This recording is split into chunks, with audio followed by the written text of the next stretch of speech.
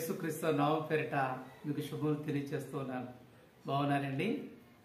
ఈరోజు మనము బిబిలికల్ కౌన్సిల్లో భాగంగా ఒక వ్యక్తిని కౌన్సిల్ చేయాలంటే అతని నుంచి సమాచారాన్ని ఎట్లా సేకరించాలి అనే విషయాన్ని తెలుసుకుందాం.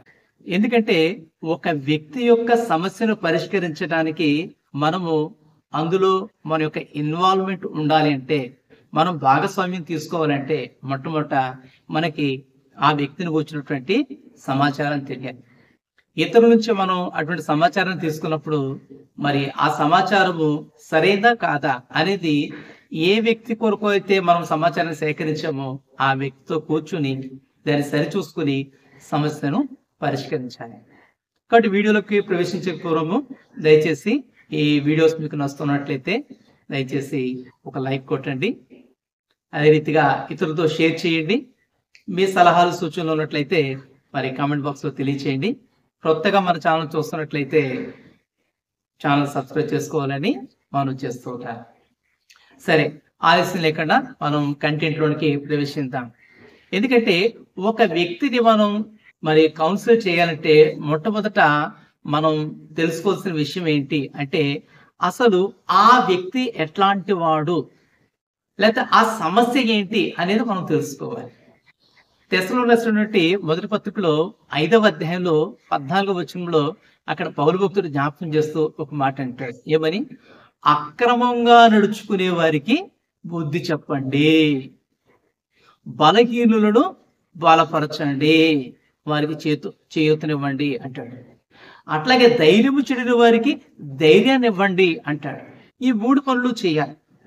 కాబట్టి ఒక వ్యక్తికి మనం కౌన్సిల్ చేసేటప్పుడు ఆ వ్యక్తి దేవుని వాక్యానికి అవిధేయుడై జీవిస్తున్నాడా, విధేయుడిగా ఉన్నాడా, సంఘ క్రమంలో ఉన్నాడా, అక్రమంలో ఉన్నాడా అనే విషయాన్ని మనము పరిశీలన చేసి దానికి తగినటువంటి కౌన్సిలింగ్ ఇవ్వాలి. సంఘ క్రమం అంటే నువ్వు పెట్టుకున్న నియమాలు కాదు. సంఘ క్రమం అంటే పరిశుద్ధ గ్రంథం బైబిల్ చెప్తున్నటువంటి నియమాలు, ఈ గ్రంథంలో ఉన్న నియమాలు. నేటి దినాల్లో వ్యక్తులు తమ సొంత డాక్టరీని ఎవరికి వాళ్ళు కలిగి ఉన్నారు కాబట్టి ఛాలెంజ్లు విసురుతున్నారు. ఈ ఛాలెంజ్లకి చాలా యూస్ కూడా జరుగుతూ ఉన్నాయి. అర్థవుతుంటారా? కాబట్టి ఛాలెంజ్లు కాదు, మనకు కావాల్సింది ఏం కావాలి? మనకు కావాల్సింది దేవుని వాక్యం. కాబట్టి ఆ వాక్యానికి విధేయుడి ఉన్నాడా, వాక్యానికి అవిధేయుడిగా ఉన్నాడా, క్రమంలో ఉన్నాడా, అక్రమంలో ఉన్నాడా అనేది చూసి ఆ వ్యక్తికి మనం కౌన్సిల్ చేయాలి. అతడు ధైర్యాన్ని చెడిపోయి ఉన్నాడా, అయితే ధైర్యాన్ని కొరకు ఏం చేయాలి అనే విధంగా మన కౌన్సిలింగ్ ఉండాలి. ఒకవేళ బలహీనుడు అయ్యాడా, మనం ఏ రీతిగా అతనికి చేయూతనివ్వగలం, how we can support him. So these are the ways to resolve a problem in your church. మన సంఘంలో ఉన్నటువంటి ఒక సమస్యను పరిష్కరించడానికి ఇది విధానం. రెండవదిగా ఏ విధంగా ఆ వ్యక్తిని అప్రోచ్ అవ్వాలి, ఏ విధంగా కలుసుకోవాలి, ఏం చేయాలి అంటే, యోహాను సువార్తలో 4వ అధ్యాయంలో 7 నుంచి 42 వచనాలు మనం చూసినట్లయితే యేసుక్రీస్తు ప్రభువారు సమరయ స్త్రీతో ఆయన మాట్లాడే విధానం చూస్తాం. ఎప్పుడైతే సమస్యను గుర్తించడం ప్రభు ఏం చేసినట్టే ఆ సమస్యతో ఉన్నటువంటి వ్యక్తిని వ్యక్తిగతంగా కలిశాడు. నీ సంఘములో ఏదైనా ఒక వ్యక్తి దైవికమైన క్రమం నుంచి తప్పిపోతున్నాడంటే ఏనాడైనా నువ్వు వెళ్ళి వ్యక్తిగతంగా కలిసేవా? నీకే నేరుగా ఈ ప్రశ్న. ఓ దైవజనుడా, చాలా కాలం నుంచి దేవుని సేవ చేస్తున్నావు కదా, ఎప్పుడైనా నీ సంఘంలో ఒక వ్యక్తి పాపంలో పడిపోతే, లేకపోతే ఒక బలహీనతతో ఉంటే, లేకపోతే అతడు ధైర్యాన్ని చెందిన వారిగా ఉంటే ఎప్పుడైనా ఆ వ్యక్తిని వ్యక్తిగతంగా నువ్వు కలిసేవా? ప్రభువు యేసుక్రీస్తు వారు కలిసాడు. ఆ స్త్రీతో తన యొక్క సంభాషణ కొనసాగిస్తూ వచ్చాడు. చివరికి ఆ స్త్రీ ఏమన్నదంటే, ఇదిగో నేను చేసినవన్నీ నాతో చెప్పిన ఈయన క్రీస్తు కాడా అని ప్రభువుని చూపించి ఒక ఊరు మొత్తం మార్చింది. ఈనాడు చాలా మంది క్రైస్తవులు ఎక్కడంటే నామకార్థ స్థితిలో ఉన్నారు. ఆ నామకార్థ స్థితిలో ఉన్న క్రైస్తవులు ఏం చేయలేకపోతున్నాము, సరి చేయలేకపోతున్నాము. లోకంలో మంచి సాగుతూ ఉంది. ఏంటది? ఇంట గెలిచి రచ్చ గెలవాలి. కాబట్టి మన ఇల్లు సరి చేసుకోవాలి. మన ఇల్లు ఏంటి? దేవుని పిల్లలు. వారు ఏ సంఘానికి వెళుతున్నా, వారు ఎక్కడున్నా సరే మనమంతా ఒకే ఇంటి వారము, ఒకే ప్రభు యొక్క రక్తం చేత కడగబడినటువంటి వారము. ఈ విషయాన్ని మర్చిపోకూడదు. మేము అదండి, మేము ఇదండి, ఇవాళ మనుషుల యొక్క పురుగు నుంచి పుట్టుకొచ్చిన ఆలోచన కారణంగా అనేకమైన డినామినేషన్స్ ఉన్నాయి. బైబిల్ వీటిని ప్రస్తావించలేదు. పౌలు కాలంలోనే ఇలాంటి చీలిపోయే స్వభావం కలిగిన మనుషులు ఉన్నారు. అప్పటికే వాళ్ళు అంటున్నారట, నేను పౌలు వాడిని, నేను అపుల్లో వాడిని, నేను కేఫా వాడిని. క్రీస్తు విభజించబడ్డా అని ఒకటే ప్రశ్న వేశాడు పౌలు గారు. కాబట్టి గుర్తించాల ఏంటంటే ఆ వ్యక్తిని వ్యక్తిగతంగా మనం కలిసి ఆ వ్యక్తితో మనము మాట్లాడాలి. మూడోదిగా 20 గ్రంథంలో మరి 6వ అధ్యాయంలో మనం గమనించినట్లయితే మరి 14వ వచనంలో ఒక మాట ఉంటూ వచ్చింది. ఏంటట, ఇక్కడ ప్రభు చెప్తున్నాడు, మీరు సమాధానం లేని కాలంలో సమాధానం చెప్తున్నారు, నా ప్రజలకున్న గాయాన్ని మీరు కట్టట్లేదయ్యా అంటాడు. కాబట్టి చాలా మంది నేటి దినాల్లో ఎలా ఉన్నారంటే సావుకులు, పెద్దలు, పరిచారకులు సమస్యను మొట్టమొదటికి వారు పరిష్కరిస్తలేదు. పైపైన గాయాలు కడుతున్నారు, పై మాటలు చెప్తున్నారు. ఇది చాలా ప్రమాదకరము. కాబట్టి సమస్య యొక్క తీవ్రతను మనం గుర్తించాలా. ఆ వ్యక్తి యొక్క సమస్య ఏంటి, ఆ వ్యక్తిని వ్యక్తిగతంగా కలిసి దాని పరిష్కారం కొరకు ప్రయత్నాలు చేయాలి. ఇది చాలా ప్రాముఖ్యము అని పరిశుద్ధ గ్రంథం బైబిల్ తెలియపరుస్తుంది. కాబట్టి ఈ సమాచార సేకరణ విషయంలో మరి ఒక భక్తుడు వ్యాన్ మ్యాక్ అని చెప్పేసి అమెరికాకు చెందినటువంటి ఈ వ్యక్తి ప్రీచ్ అనేటువంటి ఒక పద్ధతిని తీసుకొచ్చాడు.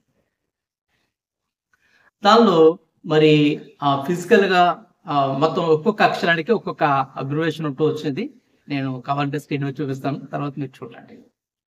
సో ఒక వ్యక్తి శారీరకమైన అలవాట్లు ఏంటి అంటే ఎలాంటి ఆహారం తింటున్నాడు, ఎంతసేపు నిద్రపోతున్నాడు, అతని ఆరోగ్యం ఏంటి, ఇలాంటి విషయాలన్నీ కూడా తెలుసుకోవాలి ఒక సమస్య పరిష్కరించాలంటే.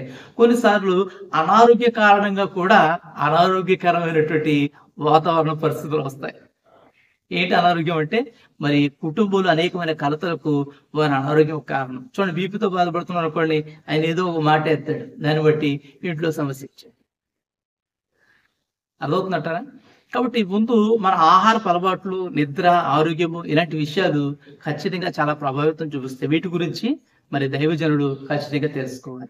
రెండోదిగా రీసోర్సెస్, రిలేషన్షిప్స్ అంటే కుటుంబంలో వారి యొక్క సంబంధ బాంధవ్యాలు ఎలా ఉన్నాయి, ఇది చాలా ప్రాముఖ్యం. కుటుంబంలో వారి యొక్క సంబంధ బాంధవ్యాలు, భార్యాభర్తలు ఎలా ఉంటారు, పిల్లలు ఎలా ఉంటారు, కుటుంబం ఎలా ఉంది. కాబట్టి ఈ బంధాలకు వచ్చినటువంటి ఆలోచన చాలా ప్రాముఖ్యం. కాబట్టి కుటుంబంలో ఎక్కడ సమస్య వచ్చింది అనేది మనకు అర్థం. అట్లాగే యాక్షన్స్, వారి యొక్క కార్యకలాపాలు అవి ఎలా ఉన్నాయి అనేది తెలుసుకోవాలి. అట్లాగే వారి యొక్క అలవాట్లు తెలుసుకోవాలి, వారికి ఏమేమి అలవాట్లు ఉన్నాయో తెలుసుకోవాలి. ఇవి చాలా ప్రాముఖ్యం. వీటన్నిటిని మనం పరిగణనలో తీసుకోవాలి. అట్లాగే కాన్సెప్ట్, వారి యొక్క ఆలోచనలు ఏమై ఉంటూ వచ్చాయి, ఎటువంటి ఆలోచనతో ఉన్నారు, వారి జీవితంలో వారి లక్ష్యం ఏంటి, ఈ విషయాన్ని కూడా పరిగణలో తీసుకోవాలి. అట్లాగే హిస్టరీ, వారి యొక్క చరిత్ర ఏంటి, గతంలో ఇటువంటి సమస్యలు మళ్ళీ వచ్చాయా, అవి మళ్ళీ వస్తూనే ఉన్నాయా, ఈ విషయాలన్నింటినీ చాలా జాగ్రత్తగా తెలుసుకుంటే మనం ఏం చేయగలుగుతాం అంటే సమస్యకు పరిష్కారం చేయగలుగుతాం. ఏం చేయగలుగుతాం అంటే సమస్యకు పరిష్కారం చేయగలుగుతాం. ఖచ్చితంగా వారి సమస్యకు ఒక సొల్యూషన్ అంటూ మనం ఇవ్వగలుగుతాం. మరి ఇలా మనం చేయగలిగితే క్రైస్తవ్యాన్ని నిజముగా బలపరిచిన వారు అవుతాం, మనము బలపరిచిన వారు అవుతాం. కాబట్టి ఇదంతా ఎలా తెలుసుకోవాలి, ఆ వ్యక్తి మనకు డైరెక్ట్ గా చెప్పేస్తాడండి, చెప్తారండి? నిజంగా ఎవరు కూడా వ్యక్తిగతమైన విషయాలన్నింటి మనకి చెప్పరు. అప్పుడు ఏం చేయాలా? ప్రశ్నలు మనం తయారు చేసుకోవాలి. మనకు వచ్చిన సమాచారం ఆధారంగా ప్రశ్నలు సిద్ధం చేసుకోవాలి. ఒక్కొక్క ప్రశ్న మనం చాలా విస్తృతమైనటువంటి ప్రశ్నలు వేసి వారిని విసిగించకుండా ఆహ్లాదకరమైన వాతావరణంలో వారి నుంచి మనం సమాధానం రాబట్టాలి. కొన్నిసార్లు వారు చాలా కఠినంగా ఉంటారు సమాధానం చెప్పడం. అప్పుడు మనం ఏం చేయాలంటే yes or no type questions. చూడండి, సామాన్యంగా ఒక పిల్లవాడు పెళ్లి చేసుకోవడానికి ఇష్టపడలేదు అనుకుందాం. ఇప్పుడు ఆ వ్యక్తి చేసుకుంటాడా లేదా అనేది తెలుసుకోవాలనుకో, మనం ఏం చేయాలా? నీకు పెళ్లి చేసుకోవడం ఇష్టమేనా అంటే వాడు ఏం చెప్తాడంటే ఇష్టము అయితే కాదు అని చెప్తాడు. అలా కాదు, వాడు పెళ్లి చేసుకోవట్లేదు, కారణం ఏంటో తెలుసుకోవాలి అన్నప్పుడు మనం వేయాల్సిన ప్రశ్న ఏంటంటే పెళ్లి చేసుకుంటావా లేదా అని ప్రశ్నిస్తే ఇంకో ప్రశ్న ఎత్తే వాడు కోప్పడతాడు. మరి ఏం ప్రశ్న వేయాలా అంటే పెళ్లి గురించి నీ అభిప్రాయం ఏంటి అని అడిగే వరకు వాడు చెప్తాడు. వాడి మనసులో ఉన్నటువంటి ఉద్దేశాలన్నీ చెప్తాడు. అలాగూ విస్తృతంగా ఎక్కడ మనం ప్రశ్నించాలా, లేకపోతే ఎండెడ్ క్లోజింగ్ క్వశ్చన్స్ ఎక్కడ వేయాలా, సే ఎస్ ఆర్ నో అనే టైపు మరి ప్రశ్నలు ఎక్కడ సంధించాలని చెప్పేసి మనం నిర్ణయం తీసుకుని అటువంటి ప్రశ్నలు వేస్తే సమాధానం వస్తుంది. ఈ సమాధానం అంతటి మనం సేకరించాక అప్పుడు వారిలో నిరీక్షణ పుట్టించడానికి ఏం చేయాలి అనే దిశగా మనం అడుగుతుంటాం. చూడండి, నాతాను ప్రవక్త దావీదు గారి దగ్గరికి వెళ్ళినప్పుడు ఏం చేశాడు? ఒక కథ మొదలెట్టాడు. ఏమని మొదలుపెట్టాడు? ఏవో ఒక మనుషుడు ఉన్నాడు, ఆ మనిషికి ఎలా ఉన్నాడు, ఆ ఇంటికి ఒక మధ్యవర్తి వచ్చాడు, ఆ అతిథి వచ్చినప్పుడు అతిథికి తాను విందు చేయనప్పుడు. కాబట్టి ఇదంతా ఒక కథ రూపంలో చెప్పాక దావీదు గారు అంటాడు, ఖచ్చితంగా ఆ వ్యక్తి మరణానికి తగినటువంటి వాడు, ఒక గొర్రెకు బదులు 4 గొర్రెలు ఇవ్వాలి అని చెప్తే వెంటనే చెప్పాడు, అయ్యా ఆ మనుషుడు నీవే.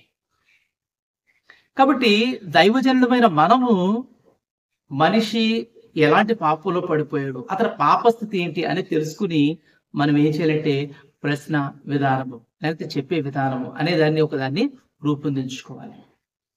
ఆ వ్యక్తి, అతని ఆహారపు అలవాట్లు, అతని కుటుంబం, అతనికి బంధాలు, అతని యొక్క లక్ష్యాలు ఇవన్నీ మనం తెలుసుకోవాలి. గత చేతులు ఇవన్నీ తెలుసుకుని దాని ప్రకారంగా కౌన్సిల్ చేయడం కొరకు మన వ్యక్తిని సిద్ధపరచాలి. చూడండి, ఒక సందర్భంలో యోబు కూడా అబ్షాలోము విషయమై తెకోవ నుంచి ఒక స్త్రీని తీసుకొచ్చి పంపించి చెప్పాడు. అప్పుడు దావీదు అంటాడు, ఏమంటాడు తెలుసా? నీకు యోవాబు బోధించి పంపించాడా అంటే ఆ మంది, అయ్యా నువ్వు దేవుని ఆత్మగలిగినటువంటి వాడు, నీకు అన్ని తెలుసు. కాబట్టి సే ఎస్ ఆర్ నో అన్నామంటే ఖచ్చితంగా వారు ఎస్ ఆర్ నో అనేది ఖచ్చితంగా చెప్తారు. కాబట్టి మనం మంచి అట్మాస్ఫియర్లో, మంచి వాతావరణంలో, మంచి విధానంలో, మంచి పీస్ఫుల్ వాతావరణంలో ఎక్కడ పడితే అక్కడ గందరగోళంగా ఉండే ప్లేస్లో ఇది మొదలు పెట్టకూడదు.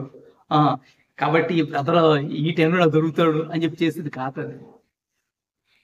ఒక మంచి నిర్మలమైనటువంటి, మంచి ఆహ్లాదకరమైనటువంటి ప్రశాంతమైన వాతావరణంలో మరి అటువంటి వాతావరణంలోకి ఆ వ్యక్తిని తీసుకొచ్చి కూర్చోబెట్టి ప్రేమగా మాట్లాడి అప్పుడు ఒక్కొక్కటి ఇవన్నీ మనం మాట్లాడితే కుటుంబంలో కూడా కుటుంబం గురించి తెలుసుకున్నప్పుడు ఎట్లా అడగాలంటే, కుటుంబంలో నీకు ఎవరంటే ఇష్టము, ఎందుకు ఇష్టము, వారు నీకు ఏ రీతిగా సహాయపడతారు, ఇలాంటి ప్రశ్నలు వేస్తుంది. ఎవరితో ఇబ్బంది ఉందా, ఎందుకు ఇబ్బంది ఉంది, ఏమంటారు, ఇలా ఒక్కొక్కటిగా అట్లాగే మరి వారు పనిచేసే స్థలంలో ప్రతిదాన్ని మనం తెలుసుకుని వారికి కౌన్సిల్ చేయాలి, వారిని సరిచేయాలి. కారణం ఏంటంటే వారు దేవుని పిల్లలు, దేవుని చేత ఏర్పరచబడినటువంటి వారు. నీవు దేవుని సేవ. లేదంటే నేను మంచి సూట్ వేసుకునేండి, మంచి కారు వేసుకుని వెళ్తాను, నేను నా భార్య నా పిల్లలు బాగుంటే చాలు, సంఘం ఏమైపోయినా పర్వాలేదు, నాకు దశమ భాగాలు వస్తున్నాయి, దర్జాగా ఉంటాను అంటే నువ్వు అసలు సేవకుడివిగా,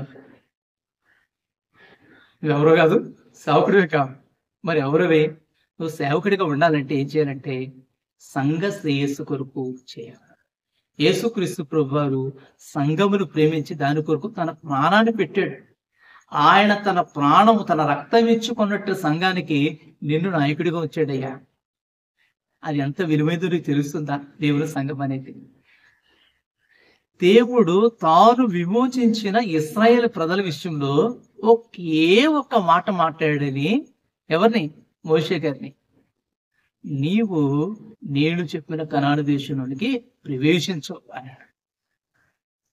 కాబట్టి మరి దైవజనులుగా చాలాసార్లు మనం ఏం చేస్తామంటే చాలా కాని మాటలు నేస్తాం. ఆ బ్రదరు, ఈ సిస్టర్, వాళ్ళు వీళ్ళు, ఇవన్నీ మనం మానుకోవాలి. ప్రభువు మనకు మాదిరి. ఆ మాదిరి దృష్టిలో పెట్టుకుని సమకూర్చే దాని కొరకు ప్రభువు ఎలాగైతే ప్రయాసపడి సమర స్త్రీ దగ్గరికి వెళ్ళి ఆమెతో మాట్లాడడానికి ఇష్టపడుతూ వచ్చాడు, అలాగే ప్రతి ఒక్కరి కొరకు కూడా మనం ప్రయాసపడి వారిని సమకూర్చగలిగితే దేవుని సంఘం నుంచి ఒక్కడు కూడా బయటకు పోడండి. వాళ్ళ జీవితాలు మార్చుకుని ఆ సమర స్త్రీ ఎలాగైతే ఒక గ్రామాన్ని ప్రభావితం చేసిందో వీళ్ళు చుట్టుపక్కల ప్రజలందరినీ ప్రభావితం చేయగలుగుతారు. వారు దేవుని కొరకు సాక్షులుగా ఉంటారు. మీ సంఘము క్షేమాభివృద్ధి జరుగుతుంది, విస్తరిస్తుంది. ఇంకెంతకని ఏం కావాలంటే, కాబట్టి ఏ ఉన్నతమైన ఉద్దేశం కొరకు ప్రభువైన యేసుక్రీస్తు వారు నిన్ను పిలిచి తన ఉన్నతమైన సంఘము మీద తన ప్రాణం ఇచ్చి తన రక్తం ఇచ్చి కొన్నట్టు సంఘం మీద నేను అధికారిగా ఉంచున్నాడో ఆ సంఘము క్షేమాభివృద్ధి జరుగుతుంది. ఇంతకన్నా ఆశ్చర్యకరమైన సంగతులు ఏం కావాలి? ఇంతకన్నా ఆశీర్వాదం ఏం కావాలి? కాబట్టి మనము ఈ యొక్క డేటా సేకరణలో, వారి యొక్క సమాచారాన్ని సేకరించే విషయంలో చాలా జాగ్రత్త కలిగి, శ్రద్ధ కలిగి, చివరిగా వారికి ఏం చేయాలి అంటే తీర్పు తీర్చకూడదు. సమాచారం అంతా తీసుకున్నావు కాబట్టి బ్రదర్ నువ్వు చేసిన తప్పు అనకూడదు. ఏం చేయాలా? వాళ్ళలో నిరీక్షణ పుట్టించాలి. వాళ్ళని ప్రభు కొరకు తిరిగి సమకూర్చాలి. కాబట్టి ఆ నిరీక్షణ ఎలా ఇవ్వాలి ఏంటి అనేది రేపటి వీడియోలో మనం తెలుసుకుందాం. కాబట్టి దయచేసి వీడియోస్ని ఎక్కడ స్కిప్ చేయొద్దు, పూర్తిగా చూడండి. మరి మీ సహోదరుడైన నన్ను మీ ప్రార్థనలు ఎత్తుపట్టుకోనండి. మరొక వీడియోతో మనం కలుసుకునేంత వరకు ప్రభు కృప మనకు తోడియండి, మనలను నడిపించును గాక. అందరికీ వందనాలండి.